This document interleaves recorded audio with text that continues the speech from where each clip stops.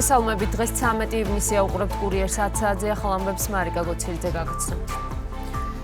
ირანული მედია ავრცელებს ინფორმაციას, რომ ცახალი სიერიშს ირანის შეიარაღებული ძალების შტაბის უფროსი გენერალი მოჰამედ ჰოსეინ ბაღერი შეეწირა. ლიკვიდირებულია ირანის ისლამური რევოლუციის გუშაქთა კორპუსის გვარდიის მთავარსარდალი გენერალი ჰოსეინ სალამით. ისრაელის არმიის დარტყმის შედეგად მოკლულია 2 ფიზიკოსი, ვინც ბირთვულ პროგრამას ხელმძღვანელობდა. ღამით ისრაელმა ირანის ბირთვულ პროგრამას დაარტყა. მასშტაბური აფეთქებები აქვეყნეს უმსხვილეს ქალაქებში და სამხედრო ბაზებზე, ბირთვულ ობიექტებზე, ბალისტიკური რაკეტების ქარხნებსა და ცენტრებზე, სადაც მეცნიერები ატომურ პროგრამაზე მუშაობდნენ. ინფორმაციას ცახალი ადასტურებს, ოპერაცია ხორციელდება კოდური სახელწოდებით აღმავალი ლომი. ისრაელის არმიაში ირწმუნებიან, რომ ირანს საკმარისად აქვს გამდიდრებული ურანი იმისთვის, რომ უახლოეს რამდენიმე დღეში 15 ბირთვული ბომბი შექმნას. ისრაელის განმარტებით დარტყმის მიზეზი ირანიდან მომდინარე ბირთვული საფრთხეა.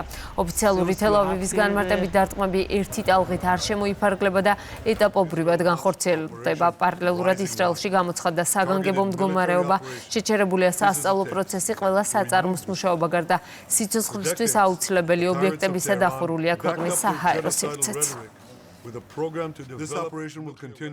ეს ოპერაცია გაგრძელდება იმდენი დღის განმავლობაში, რამდენიც დასჭირდება ამ საფრთხის აღმოფხვრას. აწლეულების განმავლობაში თეირანის ტირანები ღიად და გულგრილად ითხოვდნენ ისრაელის განადგურებას. მათ გენოციდური რიტორიკა ბირთვული იარაღის განვითარების პროგრამით გაამყარეს. ბოლო თვეებში ირანმა გადადგა ნაბიჯები, რასაც ადრე არასდროს გადადგამდა გამდიდრებული ურანის ბირთვულ იარაღად გარდაქმნის მიმართულებით. თუ ამას არ შეაჩერებენ, ირანი შეძლებს ბირთვული იარაღის წარმოებას ძალიან მოკლე დროში. ეს არის ნათელი და აქტუალური საფრთხე ისრაელის არსებობისთვის. ჩვენ დავარტყით ირანის ბირთვული იარაღის განვითარების პროგრამის გულს.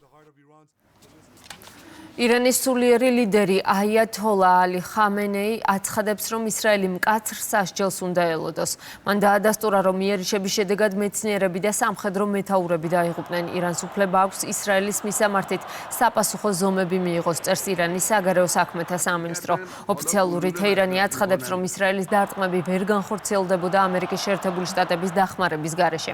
აგრესიის აქტები ირანის წინააღმდეგ ვერ მოხდებოდა შეერთებული შტატების კოორდინაციის გარეშე. აქედან გამომდინარე, ამერიკის მთავრობა, როგორც ამ რეჟიმის მთავარი მხარდამჭერი, ასევე არის პასუხისმგებელი ამ უგუნური ესკალაციის საშიშ შედეგებს, ეწერია ირანის საგარეო უწყების განცხადებაში. ირანზე გახორციელებულ იერიშთან დაკავშირებით განცხადება გაავრცელა ამერიკის შეერთებულმა შტატებმა. ჩვენ არ ვართ ჩართული ირანის წინააღმდეგ დარტყმებში და ჩვენი მთავარი პრიორიტეტი რეგიონში ამერიკული ძალების დაცვაა, წერს სახელმწიფო მდივანი. მარკო რუბიომ განმარტა, რომ ისრაელმა შეატყობინა ვაშინგტონს, რომ მისი ქმედებები თვითდაცვისთვის იყო საჭირო.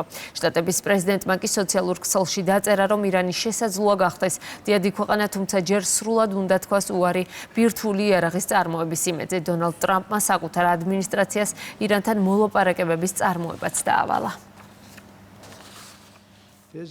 მასშტაბური კონფლიქტის შანსი არსებობს. ჩვენ ამ რეგიონში ბევრი ამერიკელი გვყავს. ჩვენ მათ უნდა ვუთხრათ, რომ ტერიტორია დატოვონ, რადგან მალე შეიძლება რაღაცა მოხდეს. მე არ მსურს ვიყო ის, ვისაც გაფრთხილება არ გაუწია. რაკეტები მათი შენობების მიმართულებით მიფრინავს. მე კონფლიქტის თავიდან აცილება მინდა. მოლაპარაკებებში ირანს სიხის ემართებს, რაც იმას ნიშნავს, რომ იმგვარ რაღაცეებზე უნდა დაგვთანხმდნენ, რაზეც ამ დროისთვის უარს აცხადებენ. უკვე მესამე დღეა პოლიტიკური განხილვის საგანია დიდი ბრიტანეთის საელჩოს განცხადება საგრანტო წინადადებების გაუქმების შესახებ. მმართველ გუნდში აცხადებენ, რომ გრანტის მიზანი რევოლუციური პროცესების წახალისება და კონკრეტული ორგანიზაციების გავლით პოლიტიკური პარტიების დაფინანსება იყო, რაც კონსტიტუციით აკრძალულია. კურიერმა წერილობითი შეკითხვა გაუგზავნა ბრიტანეთის საელჩოს მმართველი გუნდის ბრალდებებთან დაკავშირებით, თუმცა პასუხი ლონდონიდან არ დაბრუნებულა.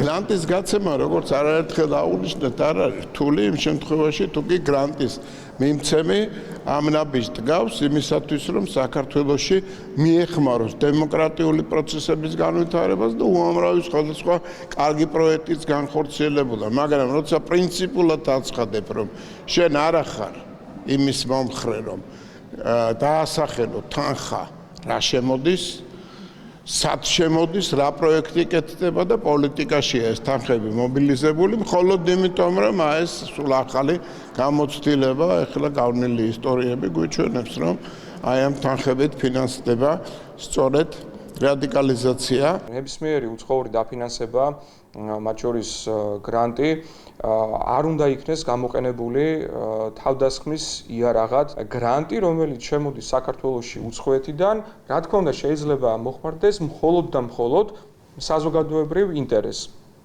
და არა იმ, ასე ვთქვათ, ინტერესს, რასაც ქვია კონკრეტული პოლიტიკური ჯგუფების თუ მათთან აფილირებული ორგანიზაციების დაფინანსება. სამცხე ჯავახეთის მხარის რწმუნებულის აპარატის ხელმძღვანელმა ვიზიტით მყოფ ესტონეთის ელჩს კრიტიკული პოლიტიკური განცხადებით მიმართა. ფაქტი წყალთბილას ბაღში მცირეწლოვანი აღსაზრდელების თანდასწრებით მოხდა ვიდეო სოციალურ ქსელში გავრცელდა. მიქელაძემ ესტონეთი ორმაგი სტანდარტებით სარგებლობასა და უსამართლო მოთხოვნებში დაადანაშაულა. შეგახსენებთ, ესტონეთმა ადამიანის უფლებების მძიმე მასშტაბური და სისტემური დარღვევების მოტივით ქართული ოცნების არაერთი მაღალჩინოსანი დაასანქცირა. დასანქცირებულებს შორის არიან პროკურორები, მოსამართლეები, პოლიციის მაღალჩინოსნები და პარლამენტარები. ყველასთვის კარგი ცნობილია დიპლომატია რამდენი მნიშვნელოვანია ურთიერთობებისათვის და დიპლომატია წარმატებულია მაშინ, რა თქმა უნდა, როდესაც ეს ყველაფერი დაფუძნებულია სამართლიანობაზე, ურთიერთპატივის ცემაზე, ყველაფერი დაფუძნებულია მშვიდობიანობის პრინციპებზე და ეს ყველაფერი ამსახურება დაანახებს ასე ვთქვათ ევროპის სტანდარტებით. სამწუხაროდ ამ ბოლო პერიოდში არაერთი ვიზიტი აღნიშნული და აქედან გამომდინარე დაუნიშნა რომ ყველა ეს აქტივობა, ყველა ეს სახელმწიფო, რომელიც ასე ვთქვათ უსამართლო და მოთხოვნები და ორმაგი სტანდარტებით სარგებლობს, აღნიშნული აზარალოს შედეგს ასევე იმ სახელმწიფოს სტატუსს და იმ სახელმწიფოს იმიჯს ადგილობრივ მოსახლეობაში. მომხდარ ფაქტს აფასებენ მმართველ გუნდში ქართული ოცნების განცხადებით, როდესაც საზოგადოება დასავლეთის მხრიდან საქართველოსთან მიმართებით უსამართლო გადაწყვეტილებებს ხედავს, მსგავსი რეაქცია ბუნებრივია. ძალიან სამწუხაროა, რომ კონკრეტული ევროპელი პოლიტიკოსები, ევრობიუროკრატები თუ ინსტიტუციები აბსოლუტურად არ ფიქრობენ საკუთარ რეპუტაციაზე, საკუთარ ავტორიტეტზე ქართულ საზოგადოებაში და ამის საპირისპიროდ ყველაფერს აკეთებენ, რომ ეს რეპუტაცია, ეს გარკვეული რეიტინგი, რაც შეიძლება არსებობდეს, სულ უფრო მეტად შეილახოს. როდესაც საზოგადოება ხედავს უსამართლო გადაწყვეტილებებს, უსამართლო რიტორიკას საქართველოს მიმართ, ბუნებრივია ამაზე რეაგირებს. ტელეკომპანია პოზიტივის განცხადების საფუძველზე ჟურნალისტ მარიამ ნებიერიძისთვის პროფესიულ საქმიანობაში უკანონოდ ხელი შეშლის ფაქტზე სპეციალურმა საგამოძიებო სამსახურმა გამოძიება დაიწყო.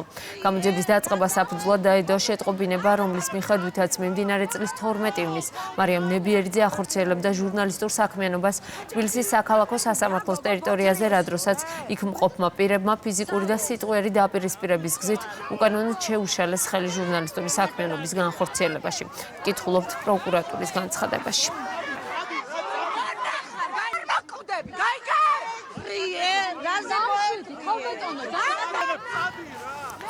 ხმაური იყო გამთენიისა ჭავჭავაძის გამზირზე, სადაც აქციის მონაწილეებმა ღამე გაათენეს. აქციის მონაწილეებს სამართალდამცველებმა გზის გახსნისკენ მოუწოდეს და ამისთვის მათ 15 წუთიანი ვადა მისცეს. დროის გასვლის შემდეგ ისინი გზის სავალი ნაწილიდან ტროტუარზე გადაიყვანეს, ტერიტორია კი დასუფთავების სამსახურმა მოაწესრიგა. შეგახსენებთ, აქციის მონაწილეები გუშინ საღამოს შეიკრიბნენ, ისინი მათე დევიძის დაკავებას აპროტესტებდნენ. დაუშვებელია გზის ხელოვნური დოკილება შეკრების და მანიფესტაციისას თუ ამის რაოდენობა არ არის შესაბამისი. ასევე დაუშვებელია გზის ხელოვნური დოკილება შესაბამისი კონსტრუქციებით. მოგიწოდებთ შეკრების და მანიფესტაციის შესახებ კანონის 13 მუხლის თანახმად 15 წუთის განმავლობაში უზრუნველყოთ გზის სავალი ნაწილის გახსნა, ასევე უზრუნველყოთ ხელოვნურად გაშლილი კონსტრუქციების ალაგება. წინააღმდეგ შემთხვევაში პოლიცია გამოიყენებს კანონის გათვალისწინებულ პროპორციულ ძალას და უზრუნველყოფს სავალი გზის გახსნას. ინდოეთში მომხდარი ავიაკატასტროფის შედეგად დაღუპულთა რაოდენობა 317-მდე გაიზარდა. დაღუპულებს შორის არიან როგორც ბორცვზე მყოფები, ასევე იმ სამედიცინო კოლეჯის საერთო საცხოვრებლის შენობაში მყოფები, სადაც თვითმფრინავი ჩამოვარდა. ცნობილია, რომ გადარჩა ბოინგში მყოფი ერთი მგზავრი. ავიაკატასტროფა გუშინ მოხდა, რეისი ლონდონში უნდა გაფრენილიყო, თუმცა აფრენიდან რამდენიმე წუთში ავარიულად ჩამოვარდა. მომხდარის მიზეზის დასადგენად დაწყებულია გამოძიება. შემთხვევის ადგილზე ჩავიდა ინდოეთის პრემიერ-მინისტრი, მან საავადმყოფოში დაშავებულებიც მოინახულა.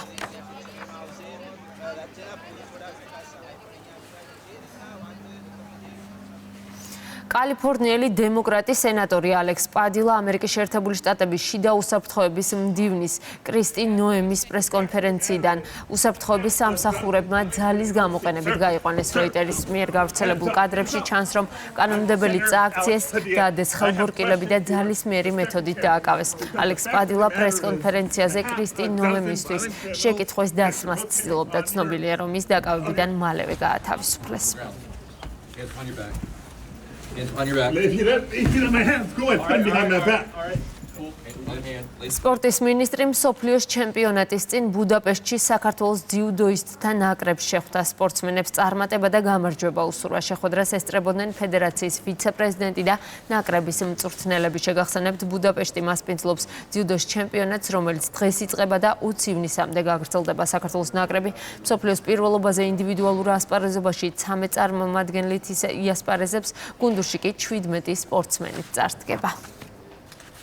ჩვენთვის ძალიან დიდი სტიმული არის, როდესაც თუნდაც სპორტის სამინისტრო გვერდში გვიდგას, დიდი სტიმული არის და როდესაც გვიფასდება ჩვენ შრომა, ორმაგად მოტივირებულები ვართ, რომ ვიბრძოლოთ, ვიშრომოთ და ჩვენი სამშობლო უფრო ბევრჯერ ვასახელოთ. სრული შემართებით ვარ, ესე რომ ვთქვა და ქართულ გულშემატკივარს ბრძოლას პირდები და ოქროს მედალს. მადლობა მინდა გადავუხადო ჩვენს მინისტრს ბატონ შალვას მობრძანებისთვის, ევროპაზეც იმყოფებოდა, მინდა აღვნიშნო, რომ აქვს ძალიან კარგი ფეხი და ვიმედოვნებ, რომ სოფლიოზეც იქნება ძალიან ბევრი ოქროს მედლები და გავახარებთ როგორც პირადულში, ასევე გუნდურ შეჯიბრებებში. იმედია ქართული ძიუდო ლასლო პაპის არენაზე გააგრძელებს იმ წარმატებულ სვლას, რასაც წინა წლებში მივაღწიეთ, თუნდაც 2 ოქროს მედალი, რასაც ბოლო მსოფლიო ჩემპიონატზე მივაღწიეთ.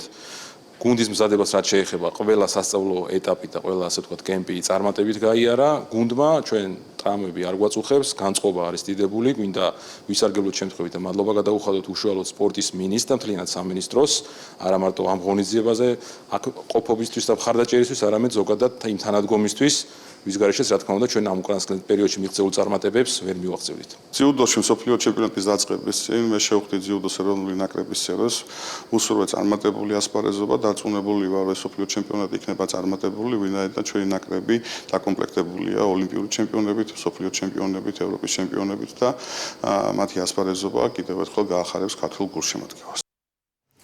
რუსთავში ქალაქის ისტორიული უბნების განახლების ფარგლებში რუსთაველის ქუჩის რეაბილიტაციის მესამე ეტაპი მიმდინარეობს. პროექტი ფასადების სრულ რესტავრაცია, რეაბილიტაციას აივნების განახლებას, დეკორატიული განათებების, მოაჯირების და კარფანჯრების მოწყობას ითვალისწინებს, რომლისთვისაც 3 მილიონი ლარია გათვალისწინებული და ცენტრალური ბიუჯეტის დაფინანსებით ხორციელდება.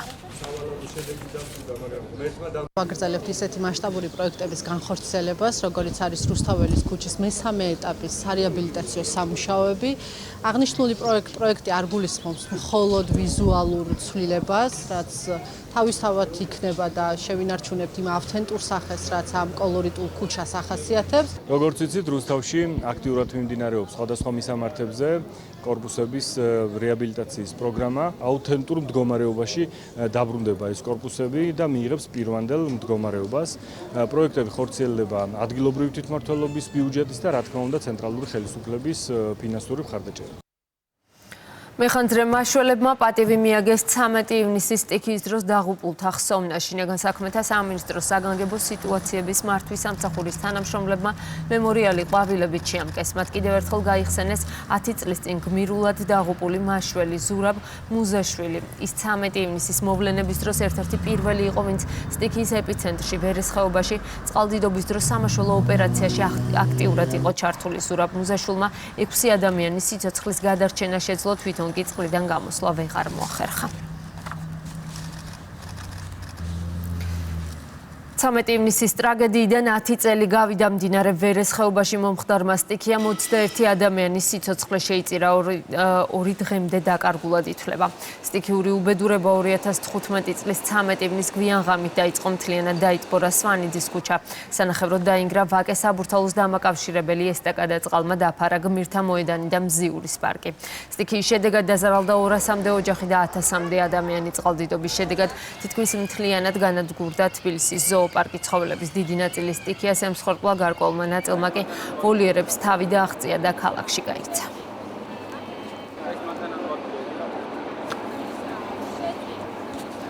ასეთი იყო ახალი ამბები ამ დროისთვის. სხვა სიახლეებს შეგიძლიათ გაეცნოთ ჩვენს ვებგვერდზე. მე ამით გემშვიდობებით, კურიერი 12-ზე უკვე თამარ ურშაძესთან ერთად დაბრუნდება.